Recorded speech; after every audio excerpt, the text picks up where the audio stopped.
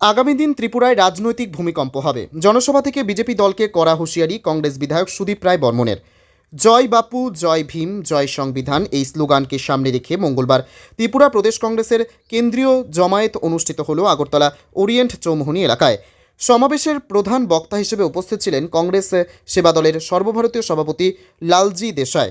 তাছাড়াও উপস্থিত ছিলেন ত্রিপুরা প্রদেশ কংগ্রেস সভাপতি আশিস কুমার সাহা, বিধায়ক সুদীপ রায় বর্মন, বিধায়ক গোপাল চন্দ্র রায়, বিধায়ক বীরজিৎ সিনহা, ত্রিপুরা প্রদেশ কংগ্রেসের প্রাক্তন সভাপতি পীযূষ কান্তি বিশ্বাস সহ অন্যান্যরা।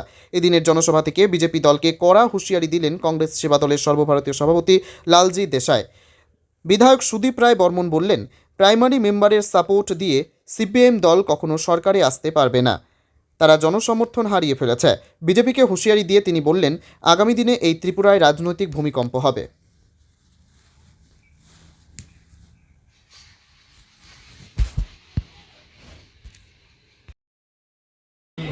ये लोग कहते हैं, वो बीच में एक हिमाचल का Anurag Thakur member of parliament है, वो दिल्ली में भाषण दिया, बोला कि देश के गद्दारों को, फिर बोला गोली मारो करके वो गाली बोला।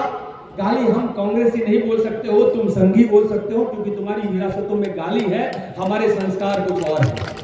तो उसने जो गाली बोला पर उसका जवाब, और मैं भी मानता हूं कि देश के गद्दारों को ढूंढना पड़ेगा कि गद्दार है कौन।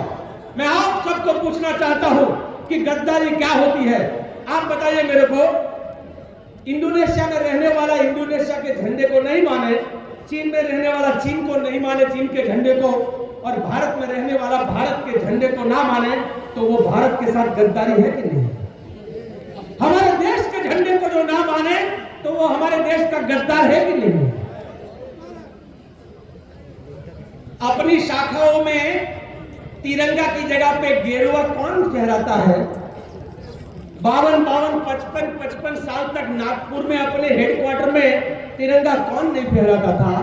और तिरंगा अपशुकन है ऐसा बार बार भाषण कौन देता था?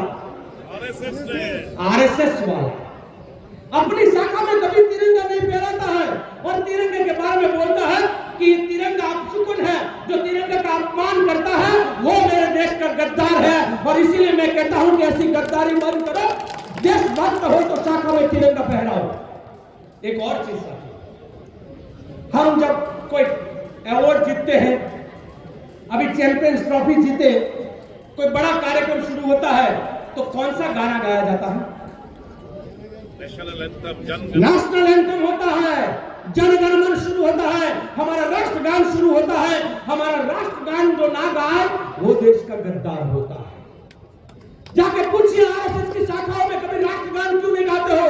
वो तुम सदा वत्सल्य क्यों बोलते हो? क्या राष्ट्रगान तुम्हारी शाखाओं में सिखाना तुम्हारी जिम्मेदारी नहीं है? ना तुम राष्ट्र के झंडे को मानते हो, ना तुम राष्ट्रगान गाते हो।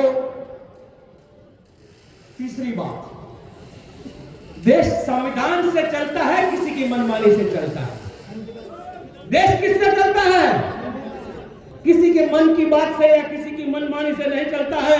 देश संविधान से चलता है, और अगर देश संविधान में चलता है, संविधान से चलता है, तो वो संविधान का पार्लियामेंट में अपमान करना, संविधान बनाने वाले का अपमान करना और संविधान को दरिया में फेंकने की बात करने वाला वो संघी, वो देश का गद्दार है। झंडे को ना माने, आप बताना मेरे को गद्दार है कि नहीं? झंडे को ना माने तो गद्दार है, संविधान को ना माने तो गद्दार है, राष्ट्रगान को ना माने तो गद्दार है। और ये तीन गद्दारी से नहीं रुकते हैं, वो और आगे बढ़ते हैं। मैं कहता हूं हमेशा, मेरी मां के हम चार संतानों के बीच में कोई आकर हमारे बीच में फूट डाले, कोई जहर बोए, तो वो मेरी मां का गद्दार हुआ कि नहीं हुआ? हम भाइयों को अलग कर दे तो वो मेरी मां का गद्दार होता है। और उसी